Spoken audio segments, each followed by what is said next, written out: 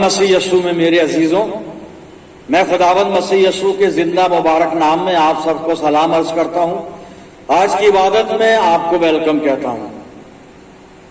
इस अच्छे समय के लिए पिता परमेश्वर का धन्यवाद करते हैं। मेरे अजीजों, मैं हमेशा आपके लिए दुआ करता हूं कि खुदावंद का फजल आप सबको हमेशा महफूज रखे। आज जो कलाम का हिस्सा है, आप मेरे साथ पौलुस रसूल का खत जो उसने रोमियो को लिखा है, रोम नगर की मंडली को लिखा है, रोमियो का खत, रोमियो की पत्र, ये 2 अध्याय और 3 से 6 पद मैं आपके सामने पढ़ूंगा। आप अपनी बाइबल में देखें। आए इंसान, तू जो ऐसे काम करने वालों पर इल्जाम लगाता है और खुद वही काम करता है, क्या ये समझता है कि तू खुदा की अदालत से बच जाएगा? या तो उसकी मेहरबानी और तहम्मुल और सब्र की दौलत को नाचीज जानता है और नहीं समझता कि खुदा की मेहरबानी तुझको तौबा की तरफ माइल करती है, बल्कि तू अपनी सख्ती और गैर ताइब दिल के मुताबिक उस कहर के दिन के लिए अपने वास्ते गजब कमा रहा है, जिसमें खुदा की सच्ची अदालत जाहिर होगी। वो हर एक को उसके कामों के मुताबिक बदला देगा। खुदावंद की बड़ी बरकत उसके पाक कलाम के पढ़े जाने और सुने जाने पर हो। आमीन। आइए दुआ करें। खुदावंद मसीह यस्सू में हमारे प्यारे आसमानी बाप, ये वक्त है तेरे जिंदा और मुबारक कलाम पर मनन करने का। हम में से हर एक को पवित्र आत्मा का अभिषेक दे कि हम पवित्र आत्मा की अगुवाई में होकर तेरे पवित्र वचन को सुने, सीखें, समझें और अपनी जिंदगियों में इसको जज्ब करें। पिता परमेश्वर, होने दे वे वचन रूपी बीज हमारे दिल की जमीन पर गिरता है तो हमारी जिंदगियों में जड़ पकड़े और बहुत सा फल लाए। परम पिता परमेश्वर, हमारे चारों तरफ अपने पाक फरिश्तों की सेना का बाड़ा बांधना कि शैतान कहीं से भी हमें दखल ना दे सके। बाप आसमानी, जब हम इस कलाम को सुनने के बाद तेरे मज़बे पर से उठकर रुखसत होते हैं तो तुझसे बहुत सी रूहानी बरकत लेकर जाएं। प्यारे आसमानी बाप, इस कलाम के द्वारा हमसे बातचीत कर और अपनी पाक मर्जी हम पर जाहिर कर। अपनी जिंदगियों को तेरे अधिकार में देते हैं पिता परमेश्वर, और ये दुआ तेरे प्यारे और इकलौते बेटे और अपने निजात देने वाले खुदावंद यस्सू मसीह के जिंदा और मुबारक नाम के वसीले से मांगते हैं। सुन और कबूल कर ले। आमीन। हजूर, एक बार फिर परमेश्वर का धन्यवाद करते हैं इस अच्छे समय के लिए, अच्छी संगति के लिए। और आज जो कलाम का हिस्सा मैंने आपके सामने पढ़ा, रोमियो का खत, रोमियो की पत्री 2 अध्याय 3 से 6 पद और 5 और 6 आयत में मैं रिपीट करूंगा। आप जरा इसको एक बार फिर देख लें। यहां पर रोमियो 2 और 5 और 6 पद में पौलुस क्या लिखता है। Romans chapter 2 and versus 5 and 6। यहां लिखा है, बल्कि तू अपनी सख्ती और गैर ताइब दिल के मुताबिक उस कहर के दिन के लिए अपने वास्ते गजब कमा रहा है, जिसमें खुदा की सच्ची अदालत जाहिर होगी। वो हर एक को उसके कामों के मुताबिक बदला देगा। 5 और 6 आयत में पौलुस कलीसिया के उन लोगों से मुखातिब है जो बाज़ाहिर कलीसिया के लोग हैं, जो बाज़ाहिर अपने आप को मसीही का अनुयायी पैरोकार कहते हैं। मैं यूं कहूं कि अपने आप को क्रिश्चियन कहते हैं, लेकिन उनके अमाल अच्छे नहीं हैं। उन्होंने मन नहीं फिराया, वो अपने पुराने जीवन और पुरानी अभिलाषाओं में अब तक चल रहे हैं।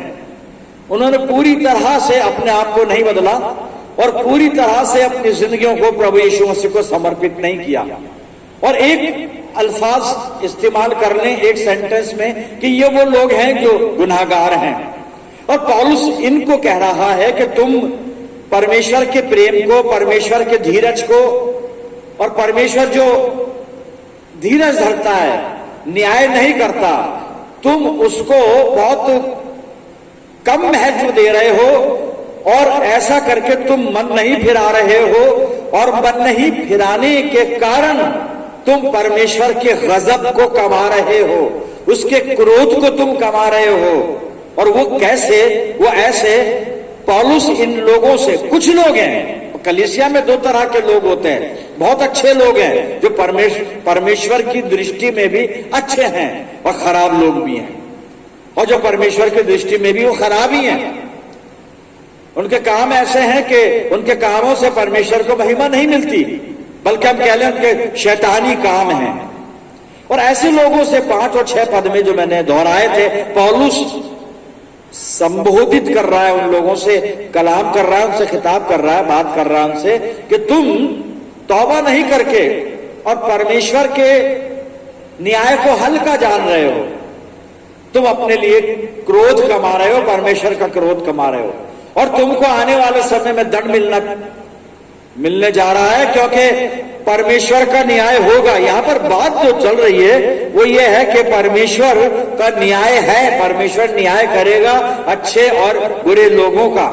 तो हम परमेश्वर के उस न्याय से अपने आप को कैसे सुरक्षित रखें? पौलुस इन खराब लोगों को ये बताना चाह रहा है कि वो समय रहते हुए मन फिरा लें, तौबा कर लें, रिपेंट करें और परमेश्वर के क्रोध से बचें, क्योंकि परमेश्वर का न्याय होगा। और यहां पे लिखा है 5वें पद में, यहां पे लिखा है, मैं पढ़ रहा हूं 5वां पद, बल्कि तू अपनी सख्ती और गैर ताइब दिल के मुताबिक उस कहर के दिन के लिए अपने वास्ते गजब कमा रहा है, जिसमें खुदा की सच्ची अदालत जाहिर होगी। परमेश्वर की सच्ची अदालत, सच्चा न्याय किया जाएगा, सच्चा न्याय किया जाएगा, और वह हर एक को उसके कामों के मुताबिक बदला देगा।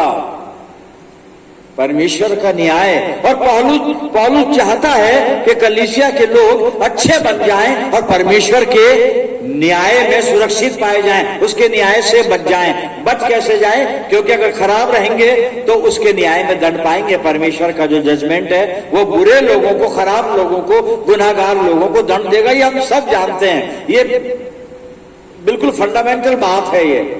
ये पहला सिद्धांत है, और ये पूरी दुनिया इस चीज को एक्सेप्ट करती है कि बुरे को जो है वो दंड मिलना है न्याय के दिन, हश्र के दिन। ये सब जानते हैं, कोई नई बात नहीं है। लेकिन मैं जो आपसे बात करने जा रहा हूं वो ये कि हम परमेश्वर के न्याय से बचें, अपने आप को अच्छा बना लें, अपने कमजोरियों को हम दूर कर दें, अपने आप पर हम दृष्टि डालें कि हमें क्या क्या क्या कमजोरी है, आत्मिक निर्बलता क्या है हमारे अंदर। और पौलुस ने अपने खतों में ये चाहा है कलीसिया से ये बात कि कलीसिया अच्छी बन जाए, आत्मिक बन जाए, लोग धर्मी बन जाए। और एक मसीह की धार्मिकता, मसीही यानी विश्वासी की धार्मिकता ये नहीं होती कि साहब वो कोई पाप नहीं करता। कोई भी पाप नहीं करना हम मसीहियों के लिए ये धार्मिकता नहीं है कि हम कोई पाप नहीं करते, बल्कि धार्मिकता हमारे लिए ये है कि हम प्रभु यीशु मसीह के चरित्र का निर्वाह करें। जो प्रभु यीशु मसीह का चरित्र था वैसा ही हमारा भी चरित्र, यह है हमारी धार्मिकता। और पौलुस यहां पे कलीसिया को सावधान कर रहा है कि कलीसिया मन फिराए, प्रभु की संगति में आए, प्रभु की पहचान में आगे बढ़े और प्रभु में आ जाए कलीसिया। लेकिन सारी कलीसिया के बात वो नहीं करता, कलीसिया में अच्छे लोग भी हैं, मैं फिर दोहरा रहा हूं, लेकिन कलीसिया के खराब लोगों से संबोधन कर रहा है पौलुस, बात कर रहा है उनसे कि खराब लोग मन फिराएं। और उसने अपनी पत्रियों में सारी कलीसियाओं को यही सलाह दी है कि हम अच्छे बने, प्रभु के पास आ जाएं, प्रभु की तरफ फिर जाएं, संसार के अभिलाषाओं को छोड़ दें, गुनाहों को छोड़ दें। ये कुछ बातें ऐसी हैं जो हर संडे को सुनते हैं और संडे दोहराई जाती हैं, लेकिन इतनी जरूरी हो गई कि हम सुन के भी अपनी कमजोरियों को त्यागते नहीं है। और पौलुस ने इस्राएलियों का इतिहास बताते हुए इस्राएलियों के इतिहास का उदाहरण दिया है, इस्राएलियों का उदाहरण दिया है, और इस्राएलियों के इतिहास से चेतावनी बताई है उसने कि इस्राएलियों ने भी यही किया था। उनको बताया गया नबियों के द्वारा कि अच्छे बनो, ये अच्छे नहीं बने, अच्छे नहीं बने, और तब इस्राएलियों को दंड मिला। इस्राएलियों के इतिहास को हम 2 पदों में देखेंगे। परमेश्वर इसराइलियों के लिए क्या कहता है। मैं आमोस की पुस्तक खोल रहा हूं पुराने नियम में, और आमोस नबी माइनर प्रॉफिट है, ये मैंने खोल लिया। 9 अध्याय 9 और 10 पद आप देखें अपनी बाइबल में, आप देखें या क्या लिखा परमेश्वर इसराइल के लिए क्या कह रहा है। सुनिए, मेरी आज्ञा से इसराइल का घराना सब जातियों में ऐसा चाला जाएगा जैसा अन्न चलनी में चाला जाता है, परंतु उसका एक भी पुष्ट दाना भूमि पर न गिरेगा। 10वें पद में है, मेरी प्रजा में के सब पापी जो कहते हैं। परमेश्वर का कथन सुनिए आप। परमेश्वर कहता है मेरी प्रजा में के सब पापी। परमेश्वर की प्रजा में पापी भी हैं, परमेश्वर की कलीसिया में पापी भी हैं। बड़ी कड़वी सच्चाई है साहब ये। हम इन बातों में गौर नहीं करते हैं कभी। यहां पे स्पष्ट लिख रहा है कि मेरी प्रजा में के सब पापी जो कहते हैं, क्या कहते हैं वो मैं आगे पढ़ूंगा, लेकिन परमेश्वर की प्रजा में पापी हैं। तो परमेश्वर की कलीसिया यानी यीशु मसीह की कलीसिया में भी पापी हैं। और पौलुस उन पापियों से बात करता है कि मन फिराओ, क्योंकि परमेश्वर के न्याय से तुम बच नहीं पाओगे। और न्याय का जो प्रोसीजर होगा वो आमोस की किताब में लिख रहा है लिखने वाला नबी, परमेश्वर की तरफ से दर्शन पाके, और उसने लिखा है जो मैं अभी 9 पद पढ़ चुका और 10 पद में शुरू कर रहा था। परमेश्वर कहता है मेरी प्रजा में के सब पापी जो कहते हैं वो विपत्ति हम पर ना पड़ेगी और ना हमें घेरेगी, वो सब तलवार से मारे जाएंगे। ऐसा ना सोच लें कि बच जाएंगे। खुदा कह रहा तलवार से मारे जाएंगे। कौन? मेरी प्रजा में के सब पापी। और आज समझ लें खुदा कह रहा है कि मेरी कलीसिया में, यीशु मसीह कह रहा है मेरी कलीसिया में के सब पापी न्याय वाले दिन नष्ट किए जाएंगे। तो इससे पहले न्याय हो हम मन फिरा लें भाई। अगर कसरे जिंदगी में आत्मिक बने हुए तो बहुत अच्छी बात, रियल स्पिरिचुअल की बात कर रहा हूं मैं, दिखावटी पाखंडी आत्मिक नहीं। पाखंडी आत्मिक बहुत है हमारे बीच में,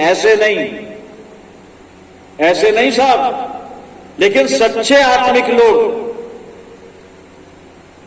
तो यहां पे लिखा है कि इसराइल का घराना सब जातियों में से चाला जाएगा, छलनी में चाला जाएगा। यहां पे छलनी यानी ये जो सीव होता है ना, इंग्लिश में कहेंगे सीव, इसको छाछ होता है या चलनी भी होती है सीव। और सीव के अंदर अनाज को छानते हैं, शिफ्ट करते हैं उसको, वो सिस्टम होता है। और ये इसलिए करते हैं कि जब उस अनाज को, गेहूं को उसमें सीव में डालते हैं या छाछ में या बड़े छलने में डाल के फटकते हैं उसको, और उस क्रिया में जब उसको सीव करते हैं, छाना जाता है, तो होता ये कि जो अच्छे दाने हैं, अच्छे दाने तो उसके अंदर रह जाते हैं, लेकिन जो खोखले दाने, मरे हुए जो दाने हैं गेहूं के, वो नीचे गिर जाते हैं मेरे से। ये प्रोसीजर है परमेश्वर की अदालत का कि धर्मी बच जाएंगे और पापी इस तरह से मरे हुए दानों की तरह, गेहूं के दानों की तरह नीचे फेंक दिए जाएंगे, हलाक कर दिए जाएंगे, और जो भी है मौत का लुकमा बन जाएंगे। ये प्रोसीजर है। यहां पे मैंने आपको समझा दिया ये है सीव क्या है और शिफ्टिंग क्या होती है, छानना। समझ गए होंगे लोग। एक हम कह सकते हैं कि नहीं पास्टर हम तो बिल्कुल धर्मी हैं, अच्छे हैं और हमारे साथ ये खतरा नहीं है। ऐसा ना सोचे मेरे अजीजों, ऐसा ना सोचे। पौलुस ने इस बात के लिए भी इसराइलियों का उदाहरण दिया। इसराइली यही समझते थे we are righteous people, we are chosen people of almighty God. वो ऐसा सोचते थे, लेकिन उनके चाल चलन में ये नहीं था। वो कभी परमेश्वर के साथ नहीं चले, बेवफा रहे खुदा से, वो हमेशा गुनाह करते रहे, अन्य माबूदों की इबादत करते रहे, खुदा ने जिनके लिए मना किया था, कंप्रोमाइज करते रहे हर जगह। और इसलिए ये कभी चैन से सुकून से न रही, बल्कि परमेश्वर का दंड इनको मिलता रहा। तो एक पद में पढ़ने जा रहा हूं प्रियजन, उसको सुन लें, बड़े काम का है हमारे लिए। और मैं ये कुरिन्थियों का खत खोल लिया है मैंने, पहला कुरिन्थियों और 10 अध्याय और 12 पद में सुन लीजिए। अगर हम समझ रहे हैं कि नहीं हम ठीक हैं, हम बिल्कुल यीशु मसीह के साथ साथ चलते हैं, धर्मी है वगैरह वगैरह, ये हम समझ रहे हैं, पर शायद हम है नहीं भाई, है बनना पड़ेगा। अगर बने हुए हैं सचमुच में तो अच्छी बात है, लेकिन होता यह है कि कई बार हम दिखावे की धार्मिकता लिए हुए जीते हैं, वो काम नहीं आती। तो पौलुस ने सावधान किया है, एक वार्निंग दी है कलीसिया को, और इसराइलियों का उदाहरण दिया है कि इसराइली अपने आप को अच्छा समझते थे पर थे नहीं, और इसलिए हलाक हो गए, हलाक हो गए। तो वो वार्निंग क्या है सुन लीजिए जी। पहला कुरिन्थियों 10 अध्याय और 12 पद में लिखा है, इसलिए जो समझता है मैं स्थिर हूं। आप अपनी बाइबल में देखिए, 1 Corinthians chapter 10 and verse 12, आप अपनी बाइबल में देखिए, इसलिए जो समझता है मैं स्थिर हूं वो चौकस रहे, सावधान रहे, वो चौकस रहे कि कहीं गिर ना पड़े। स्थिर ही गिरते हैं साहब, और जो समझता है कि मैं स्टेबल हूं, स्थिर हूं, चौकस रहे, गिर नहीं जाए, कहीं गिर ना पड़े। मुझे चौकस रहना पड़ेगा मेरे अजीजों। और शैतानी के बाद मैं अपने आत्मिक जीवन पर नजर डालूं कि मैं रूहानी जिंदगी में कहां पर हूं, मैं किस स्थान पर हूं मैं, क्योंकि न्याय होगा।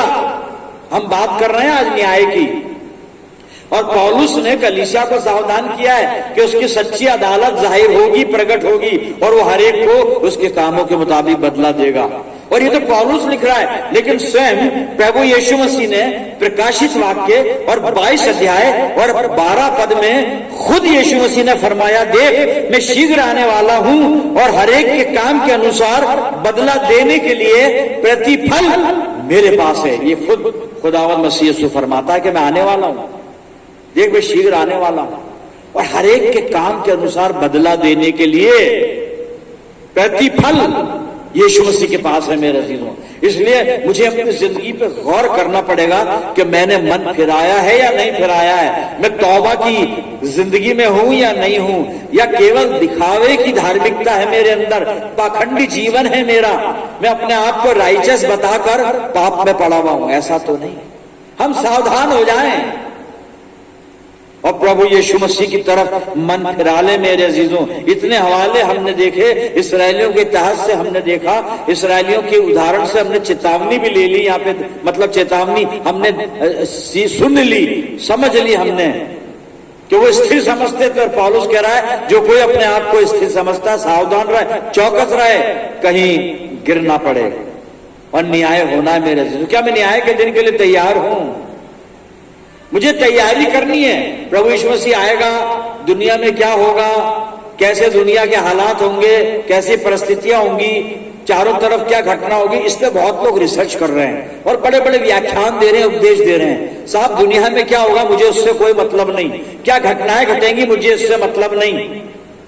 प्रकाशित वाक्य की सारी बातें जो होंगी वो मुझे उनसे मतलब नहीं, मुझे तो अपने से मतलब है। मुझे तो खुद को बचाना है, खुद को बचाना है, यीशु मसीह के प्रकोप से, क्रोध से, न्याय से खुद को बचाना है। क्या होगा वो मतलब नहीं, मेरे चारों तरफ क्या होगा मतलब नहीं। मैं थीसिस नहीं लिख रहा हूं, पीएचडी नहीं कर रहा हूं यीशु मसीह के आगमन पर, जैसा बहुत से लोग कर रहे हैं। नहीं साहब, यीशु मसीह आएगा, न्याय होगा, प्रश्न ये मैं बचूंगा कि नहीं बचूंगा। बचना है, कलीसिया को बचना है उस न्याय से, क्योंकि हर एक के काम के अनुसार बदला देने के लिए प्रतिफल लेकर आएगा। क्या घटनाएं होंगी, कैसे देश लड़ेंगे, कैसे बीमारियां आएंगी, कैसे क्या होगा, चाइना क्या करेगा और रूस क्या करेगा, अरे कोई कुछ नहीं करेगा। जो करेगा न्याय के दिन तो खुदावंद मसीह यीशु करेगा, और उस न्याय से मुझे सुरक्षित रहना है मेरे अजीजों, हमें सुरक्षित रहना है। हम अपना मन प्रभु की तरफ फेर लें, संसार से हटा लें अपना मन मेरे अजीजों। और जो ये न्याय होगा ना, उसकी मैं प्रक्रिया बता रहा हूं आपको। प्रक्रिया क्या होगी, न्याय किस तरह से होगा, कैसा होगा, वो प्रक्रिया बता रहा हूं आपको मैं बाइबल में से। सब कुछ बता दिया बाइबल ने, किसी की मत सुनिए इधर उधर से, आप बहकावे में मत आइए मेरे अजीजों। सब कुछ यहां पर है, इसके बाहर जो सुन रहे हो सब गलत है, सब यहां पर है। इसके बाहर जितना आप सुन रहे हैं ना, सब गलत है। वो सच यही है कलाम में। क्या प्रक्रिया होगी? आइए यूहन्ना बपतिस्मा देने वाला बताएगा। मत्ती रची सुसमाचार 3 अध्याय और 11-12 पद पढ़ रहा हूं, आप अपनी बाइबल में देखिए। ये आखिरी हवाला है। मैंने आपको सिर्फ क्लू दे दिया है, तैयारी आपको करनी है, न्याय से आपको बचना है मेरे जीजों। मन आपको फिराना है। मैं ये नहीं कह रहा हूं कि आप सब पापी हैं, मैंने कहा ही नहीं है। हम में कुछ पापी हैं, मैं भी पापी हूं। मैं भी चाह रहा हूं कि मन फिरा लूं, सीख रहा हूं वचन से। वचन मुझे बार बार कह रहा है मन फिरा ले। और फिर रोमियो 3:23 के सबने पाप किया है और परमेश्वर की महिमा से रहित है। इस फतवे को तो कोई अलग हटा ही नहीं सकता। तो हमें जरूरत है मन फिराने की। मुझे तो है, कहीं ना कहीं कमी होगी, कोई ना कोई कमी होगी जीवन में। मुझे नहीं मालूम, बचपन से क्रिश्चियन हूं, बचपन से संडे स्कूल जाता हूं, बचपन से व्यवस्था मानता हूं, बचपन से बाइबल पढ़ता हूं, बचपन से सरमन सुनता हूं, बड़ा होकर सरमन सुनाता हूं। यीशु मसीह कहता है सब ठीक है, एक बात की कमी है, तेरे जीवन में सब कुछ है, मैं नहीं हूं, मुझे ले ले अंदर। मैं नहीं हूं, मुझको ले ले। जी हां, अपने जीवन में प्रभु यीशु मसीह को ले लें। तो प्रक्रिया बता रहा था, वो प्रक्रिया यूहन्ना बता रहा है, यूहन्ना बपतिस्मा देने वाला। सुनिए क्या कहता है सर। वही बात जो आमोस नबी कह रहा है ना कि इस्राएल का घराना चलने में छाना जाएगा, सीव के अंदर उसकी शिफ्टिंग होगी। यहां पर यूहन्ना बपतिस्मा देने वाले ने बताया प्रभु यीशु मसीह के लिए प्रोफेसी की, यीशु मसीह न्याय करेगा। और न्याय की प्रक्रिया क्या होगी सुन लीजिए। आखिरी हवाला है मैथ्यू चैप्टर 3 वर्स 11 and 12। मत्ती 3:11-12। मैं तो पानी से तुम्हें मन फिराव का बपतिस्मा देता हूं, परंतु जो मेरे बाद आने वाला है वो मुझसे शक्तिशाली है, मैं उसकी जूती उठाने की योग्य नहीं। वो तुम्हें पवित्र आत्मा और आग से बपतिस्मा देगा। 12वां पद सुनिए। उसका सूप, सीव इंग्लिश में सीव, उसका सूप उसके हाथ में है और वो अपना खलियान अच्छी रीति से साफ करेगा और अपने गेहूं को तो खत्ते में इकट्ठा करेगा, अपने गेहूं को तो खत्ते में इकट्ठा करेगा, अपने गेहूं को तो खत्ते में इकट्ठा करेगा। जो अच्छा गेहूं है खत्ते में चला जाएगा, जो धार्मिक जीवन है, प्रभु यीशु मसीह को समर्पित जीवन है, वो स्वर्ग में चला जाएगा, यीशु मसीह के साथ अनंत जीवन में चला जाएगा। और अपने गेहूं को तो खत्ते में इकट्ठा करेगा, परंतु भूसी को जिन्होंने तौबा नहीं की, भूसी को यानी पापी को उस आग में जलाएगा जो बुझने की नहीं। बाइबल में लिखा है, इधर उधर से मत सुनना। यीशु मसीह आएगा तो क्या होगा मत सुनना, ये सब बहका रहे हैं, ये बता रहा है कुछ नहीं, बस इतना सा, वो अपने गेहूं को अपने खत्ते में जमा करेगा, अच्छे गेहूं को खत्ते में जमा करेगा। अच्छे लोग स्वर्ग के राज्य में अनंत जीवन में जाएंगे। और जो भूसी है, खाली खोखले जीवन, तौबा नहीं की, मन नहीं फिराया, क्रॉस पहनकर घूमते रहे, गुनाह करते रहे, भूसी को उस आग में, आग कौन सी, उस आग में लिखा है, आग का भी हवाला है यहां पे, उस आग में। भाई आग तो कई तरह की होती है, उस आग में जिसको ना फायर ब्रिगेड बुझा सकती है, जिसको ना हम पानी डाल के बुझा सकते हैं, जिसको कोई नहीं बुझा सकता है, क्योंकि वे लिखा है, वहां पे लिखा है उस आग में जलाएगा जो बुझने की नहीं। मेरे अजीजों, बुझने वाली आग, जो कभी नहीं बुझने वाली आग है ना, उसमें जलाए जाएंगे गुनहगार लोग। मैं कहां पर हूं? अपनी जिंदगी को टटोले, गेहूं में है कि भूसी में है, अपने आप को तैयार कर लें गेहूं वाली कैटेगरी के लिए। हम भूसी में ना आ जाएं, खुदा ना करें हम भूसी में आ जाएं।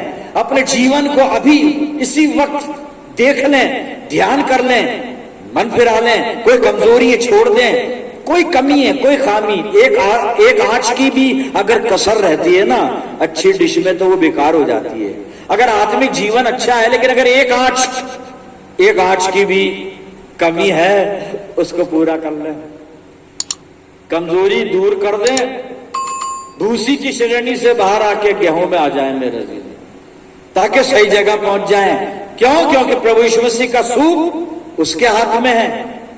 खुदा करे हम सब के सब गेहूं में पाए जाएं, भूसी में नहीं। आइए अपने प्रभु के पास चलते हैं, दुआ करें। खुदावंद मसीह यीशु में प्यारे आसमानी बाप, बड़े आदर, बड़ी दीनता, नम्रता की आत्मा में होकर तेरे पवित्र चरणों पर अपने सर झुकाएं प्रभु। धन्यवाद करते हैं आज के जीवित वचन के लिए, जिसने एक बार फिर हमको चेताया है, हमें आगाह किया है, हमें वार्न किया है, हमें जागृत किया है, हमें हर तरह से बेदार किया है कि हमारा जीवन भूसी जैसा ना हो, बल्कि हमारा जीवन उस गेहूं की जैसा हो जिसको प्रभु यीशु मसीह अपने खत्ते में जमा करने जा रहा है। पिता परमेश्वर, मेरे जीवन की जो भी निर्बलता है, दुर्बलता है, प्रभु यीशु के नाम से जाती रहे। हम पे कृपा करना पिता परमेश्वर। मैं दुआ करता हूं जितने लोग प्रार्थना में मेरे साथ जुड़े हुए प्रभु, इन सब अजीजों पर तेरी शफकत, रहमत, बरकत का साया हमेशा बना रहे। हम सब मिलकर पूरे संसार के लिए दुआएं खैर मांगते हैं। परम पिता परमेश्वर, अपनी जिंदगियों को तेरे इख्तियार में देते हैं और ये प्रार्थना तेरे प्यारे पुत्र, अपने उद्धारकर्ता खुदावन यीशु मसीह के जिंदा और मुबारक नाम के वसीले से मांगते हैं। सुन और कबूल कर ले, आमीन। अब हमारे खुदावन मसीह यीशु का फजल, खुदा बाप की मोहब्बत, पाक रूह की रिफाकत और शिराकत हम में से हर एक के साथ, हमारी सब कलीसियाओं के साथ, तमाम ईमानदारों के साथ अब से लेकर हमेशा तक होती रहे। आमीन।